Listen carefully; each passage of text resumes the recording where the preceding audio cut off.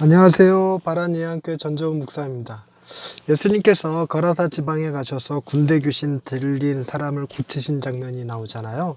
그때 귀신 들린 사람이 우리가 당신과 무슨 상관이 있나이까? 라고 외치게 되는데 그때 제가 그런 생각이 들어요. 너 말고 이놈아 네가 들어가 있는 그 사람, 나는 그 사람에게 상관이 있어. 이런 느낌을 좀 받았습니다. 그래서 이 말씀을 가지고 오늘의 말씀을 한번 준비해 봤는데요. 한번 녹음해 보겠습니다. 샬롬, 하나님의 평강이 삶에 가득하시기를 기원드립니다. 탕자가 아버지의 재산을 가지고 먼 나라에 가서 허랑방탕하게 쓰고 돌아오는 이야기가 있잖아요. 아버지가 죽은 후 물려받을 유산을 생전에 아주 떼써갖고 미리 받아 가지고 나간 아들이 내 아들 아니야, 그건 죽은 아들이야 이렇게 해도 좋을 것 같지만 그 아버지는 그 아들이 돌아오기만을 간절히 바랬었잖아요. 아니나 다를까 아들은 돈을 다 쓰고 돼지치기로 연명하다가 아버지 집에 돌아오게 됩니다. 근데 그 아들은 아버지의 아들이라 칭함을 감당하지 못하고 그냥 하인으로 살면서 밥이나 얻어먹을 심산으로 돌아왔었어요. 그런데 아버지는 돌아온 아들을 결코 하인 취급하지 않았습니다. 도리어 아들을 다시 아들로 받아들여서 좋은 옷을 내어 입히고 손에 가락지와 발에 신을 신기지요. 그리고 집으로 데리고 들어와서 잔치를 벌이게 됩니다. 돌아온 탕자 때문에 날벼락을 맞은 것이 바로 송아지였습니다. 잘 살고 있었는데 주인의 재산을 말아먹은 주인집 둘째 아들 때문에 밭을 한번 이렇게 힘있게 갈아보지도 못하고 어린 나이에 그만 식탁에 올라가 버려야 했죠.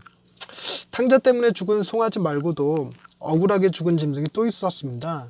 송아지는 그저 주님의 비유 속에 등장하는 가상의 짐승이지만 이 짐승들은 실제로 떼죽음을 당하고 말았죠. 그들은 바로 돼지였습니다. 마태복음 8장에서 예수님이 풍랑이는 바다를 건너 도착하신 곳은 가다라 지방이었습니다. 거라사 지방이라고도 불리는 이 지역은 귀신 들린 사람이 둘이나 있어왔고 통행하기 매우 불편한 곳이었습니다.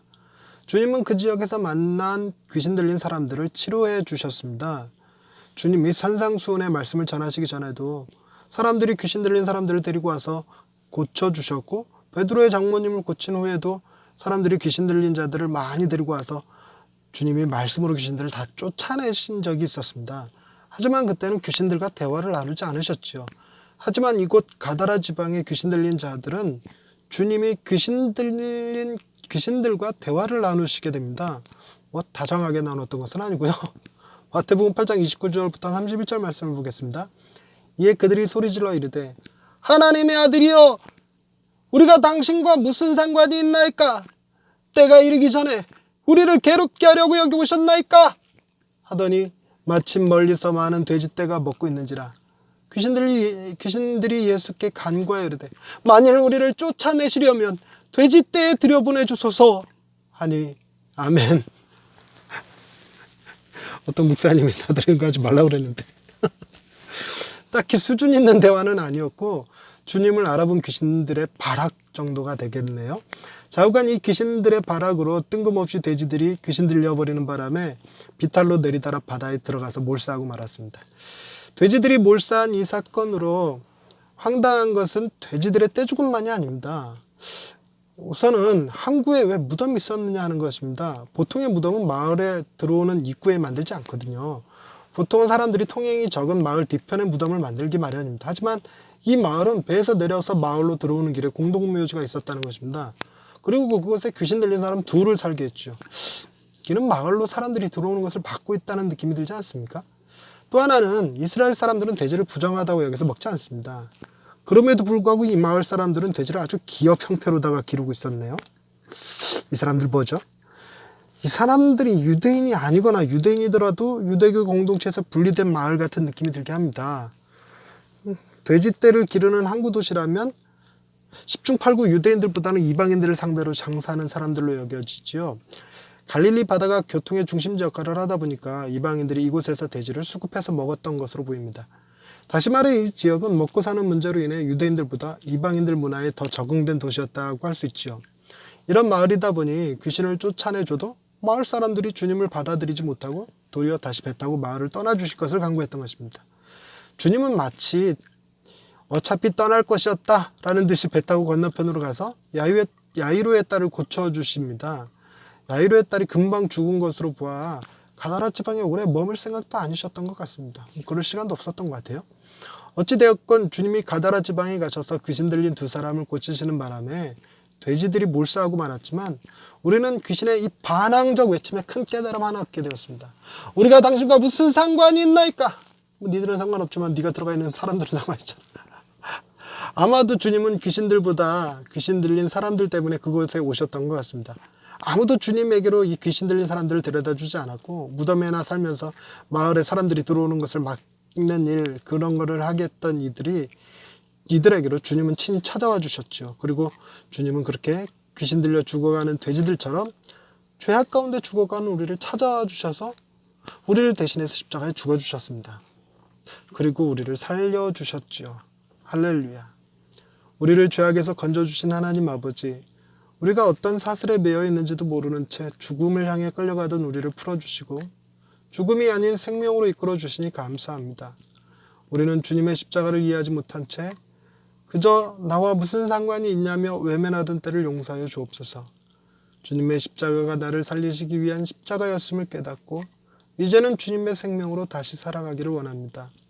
우리를 유혹하는 모든 악에서 건져주시고 오직 주님만 바라보며 살게 하옵소서. 우리를 아들의 나라로 이끄시는 하나님을 찬양하오며 예수님의 이름으로 기도드립니다. 아멘. 그 돼지들에 들어갔던 귀신을 다른 복음서에서는 군대라고 부르죠. 군대 귀신. 꽤 많았기 때문이라고 얘기를 합니다. 2,000마리. 사는 사람 몸에 그렇게 많은 귀신이 들어갈 수 있을까? 이것도 난제 같아요.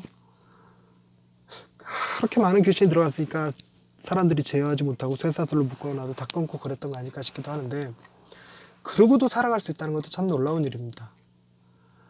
죽는 것이 차라리 편했던 그들에게 그래도 살아있었으니 주님 만났고 덕분에 구원도 누리지 않았을까 싶어요. 우리네 삶이 그 군대 귀신 들린 사람들 마냥 자기 의지와 상관없이 세상의 가치 기준에 이끌려서 살아가는 사람들이 너무나 많지요. 우리가 추구하는 복도 그렇고 우리가 꿈꾸는 천국도 그렇고 다 이 땅의 가치 기준으로 상상하는 나라들인 경우가 많습니다. 우리도 뭔가 미쳐 돌아가고 있는 것 같지 않나요? 그럼에도 불구하고 주님이 우리를 찾아와 주셨고 우리를 구원하여 주셨습니다. 그게 얼마나 놀라운 일인지요. 우리는 돼지고기 먹습니다.